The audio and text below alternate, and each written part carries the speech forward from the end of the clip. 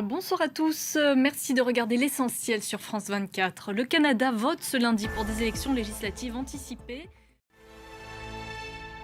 Au Canada, 29 millions d'électeurs sont donc appelés aux urnes ce lundi pour élire leurs nouveaux députés.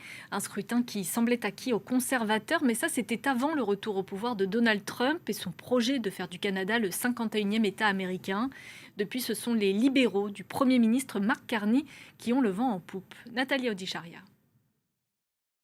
Et si Mark Carney est confirmé au poste de Premier ministre, il aura donc à traiter avec Donald Trump. Les deux hommes se connaissent-ils? Nous avons posé la question à l'essayiste québécois Alain Roy, auteur d'un livre intitulé Le cas Trump, portrait d'un imposteur.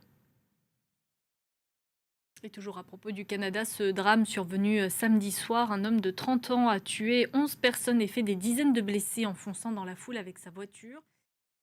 Au Liban, une frappe israélienne a visé ce dimanche la banlieue sud de Beyrouth, malgré le cessez-le-feu entré en vigueur en novembre dernier. En France, une marche blanche était organisée ce dimanche dans le Gard en souvenir du jeune homme poignardé à mort dans une mosquée vendredi. Une nouvelle journée d'hommage au pape François au lendemain de ses funérailles qui ont réuni 400 000 personnes. Des milliers de fidèles se sont recueillis ce dimanche devant sa tombe à l'intérieur de la basilique Sainte-Marie-Majeure. Claire Vérove, Ambroise Boulay et Charline Madini. Et à l'issue des 9 jours de deuil, devrait alors débuter le très attendu conclave chargé d'élire le nouveau pape, qui s'imposera comme la figure la plus à même de rassembler l'Église. Les discussions ont commencé entre les cardinaux. Raphaël Chapira.